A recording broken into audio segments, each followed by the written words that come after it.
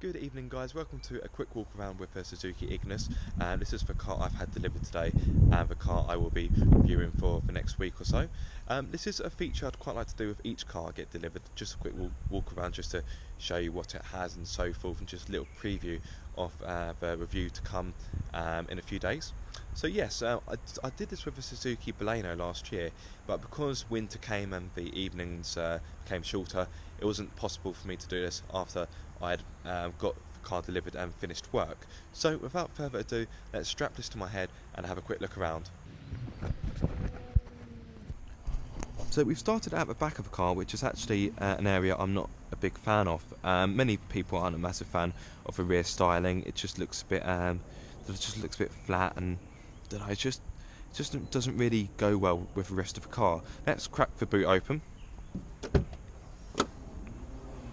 So you'll probably see it's not the world's biggest boot. It's 260 litres to begin with. If you put down the rear seats, you can make that bigger, of course.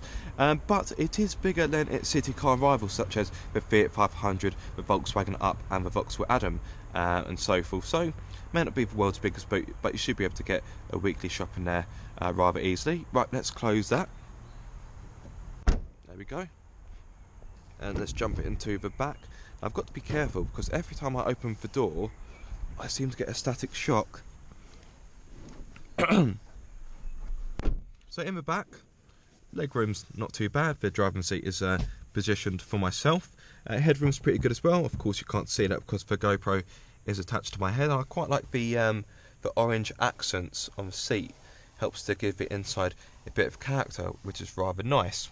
So let's hop into the front. Static shock. Told you. I don't know what causes it. Right, so step into the front. And I'll tell you one thing I do rather like is this orange trim. It's quite nice on the centre console and on the door pulls. One there and one there, of course. I'm not such a big fan of this kind of white, grey sort of plastic trim.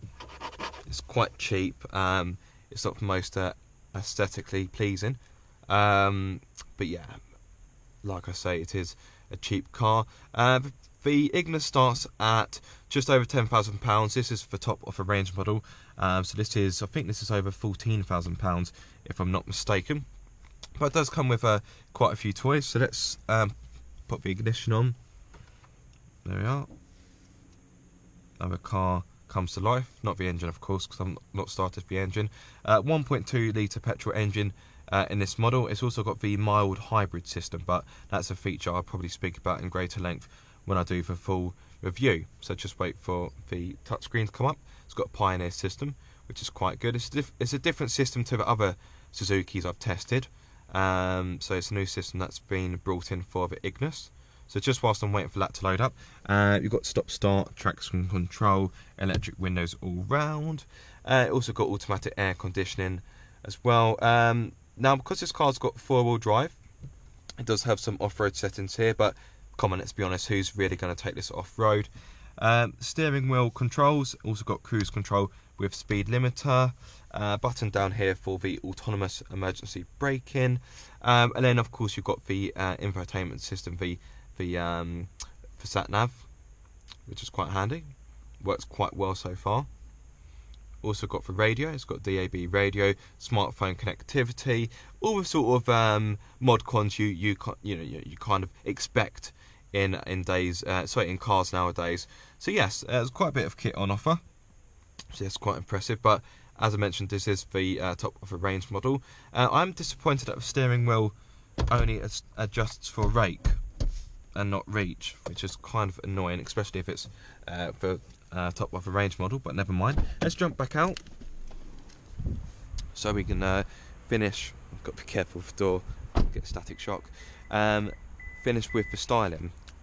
So this model is pure white pearl, so it's got the black alloys and the black roof as well, which is an optional extra, which is £650 I believe, but I think it looks rather nice.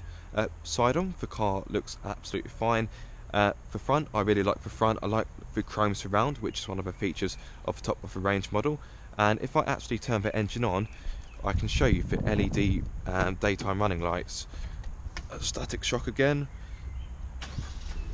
There we go. Right. So it's got the LED daytime running lights, which I rather like. They look rather snazzy. And the car itself, I think, looks really good. It looks funky. It looks young. I really like it. I sort of think it's got like a puppy dog face, if that makes sense. But I think it does look quite snazzy. So yes, let's jump back in the car. Turn the engine off. Hello, Mazda. Right. There we go. That's the engine off there. 2 cup holders, quite handy. 2 USB ports as well.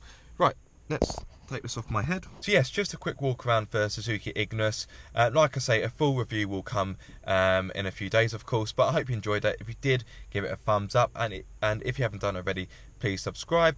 But yes, until the next time, I will see you soon, guys. Take care. Have a lovely Easter.